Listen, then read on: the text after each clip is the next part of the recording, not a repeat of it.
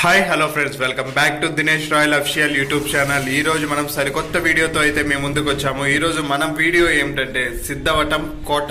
ఈ కోట కడప డిస్టిక్ లోని సిద్ధవటం మండలంలో అయితే ఉంది ఫ్రెండ్స్.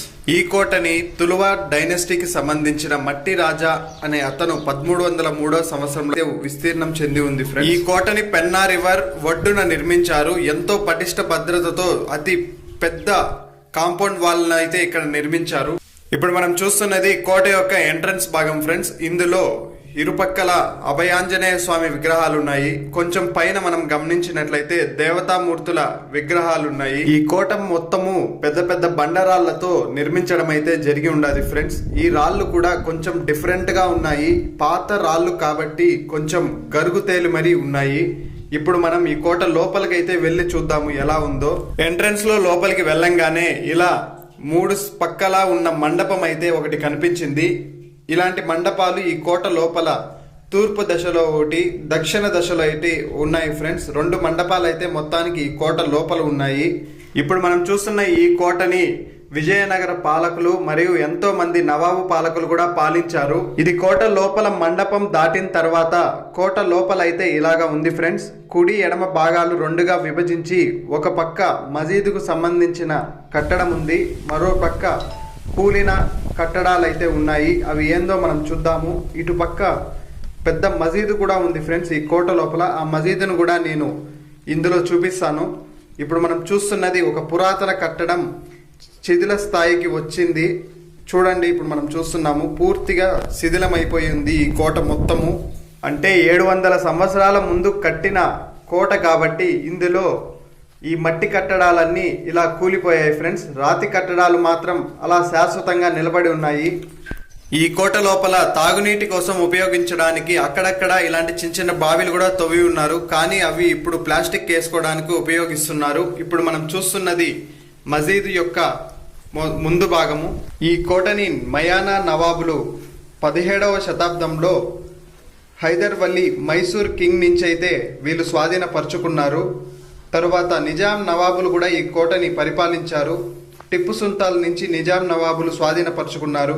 1800 సంవత్సరం తర్వాత బ్రిటిషర్స్ ఈస్ట్ ఇండియన్ కంపెనీ కూడా ఇక్కడి నుంచి వాళ్ళ డిస్ట్రిక్ట్ హెడ్ క్వార్టర్గా ఈ కోటను ప్రకటించి ఇక్కడ నుంచి వాళ్ళ యొక్క కార్యకలాపాలని కొనసాగించారు.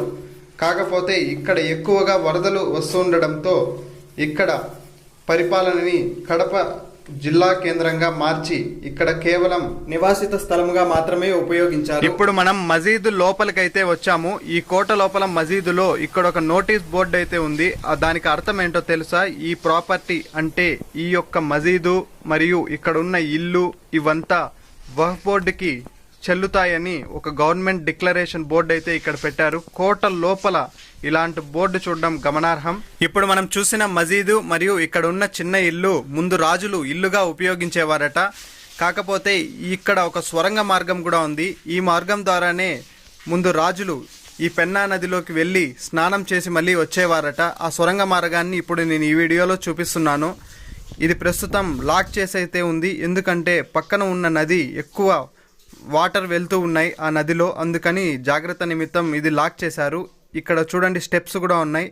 ఈ మార్గం ద్వారా ముందు రాజులు వెళ్ళి స్నానం చేసేవారు, తిరిగి వచ్చేవారట. కాకపోతే ఇక్కడ పక్కనే చిన్న దారి కూడా ఉంది. ఇక్కడ నుంచి మనం చూస్తే పెన్నా అనేది అయితే మనకు మొత్తం కనిపిస్తుంది ఫ్రెండ్స్. ఇప్పుడు నేను మీకు అది చూపిస్తాను. ఇక్కడ చూడండి పెన్నా నది మొత్తం కనిపిస్తుంది కదా. ఇప్పుడు మనం దాదాపు ఒక 40-50 అడుగుల ఎత్తు నుంచి అయితే ఈ వీడియోని తీస్తున్నాము. ఇప్పుడు మనం చూస్తున్నదంతా పెన్నా నది. అక్కడ వంతెన కూడా ఉంది చూడండి, బస్సులు అవి పాస్ అవడానికి వంతెన కూడా ఉంది.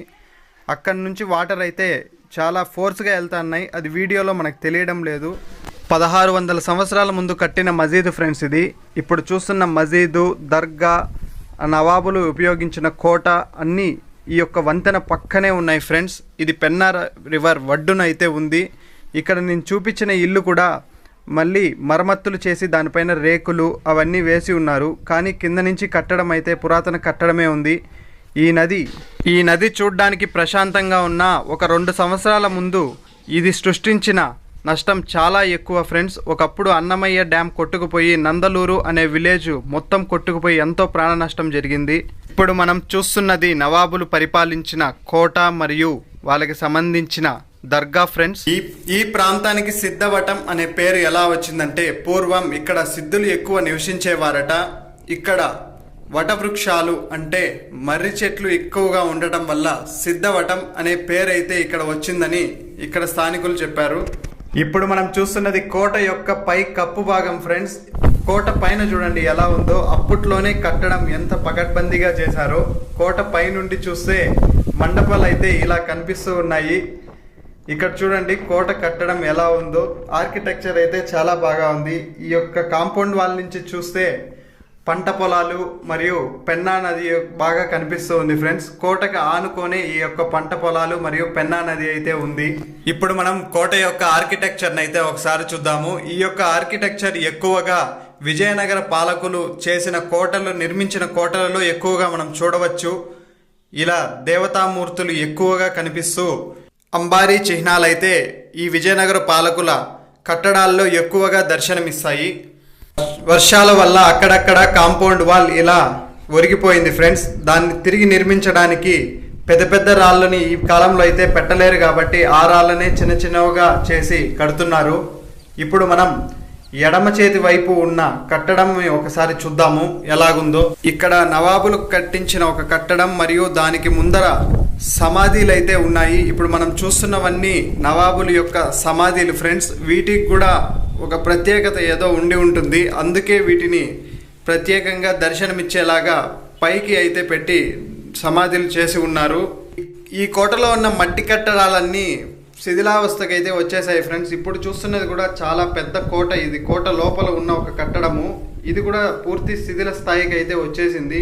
మరొక మండపం లోపలికైతే మనం వెళ్తున్నాము. ఇది తూర్పు వైపు ఉన్న ఒక మండపము. దీని లోపలికి వెళ్ళిన తరువాత మండపం లోపలే ఇలాంటి చిన్న చిన్న గదులు అయితే ఏర్పాటు చేసి ఉన్నారు ఫ్రెండ్స్. ఇవి చాలా చిన్న సైజులో అయితే ఉన్నాయి. ఇది కేవలం ఒక మనిషి పడుకోవడానికి సరిపడే గది అయితే. ఇలాంటి గదులు ఈ మండపం లోపల అక్కడక్కడ మనకు కనిపిస్తాయి. ఇప్పుడు మనం చూస్తున్నాము ఈ యొక్క గది ఒక 6 అడుగుల వెడల్పు మాత్రమే ఉంది. ఈ మండపం లోపల ఇలాంటి గదులు చిన్న చిన్నవి చాలా ఉన్నాయి. అంతేకాకుండా ఈ యొక్క కోట లోపలైతే రంగనాయకుల గుడి మరియు సిద్ధేశ్వర స్వామి ఆలయము మరియు బాలబ్రహ్మ ఆలయము మరియు దర్గా కూడా ఉంది ఫ్రెండ్స్. ఈ వీడియో మీకు నచ్చినట్లయితే మన ఛానల్ని లైక్ చేసి సబ్స్క్రైబ్ చేయండి. మరిన్ని వీడియోస్ కోసం మన ఛానల్ని ఫాలో అవ్వండి ఫ్రెండ్స్. Thank you.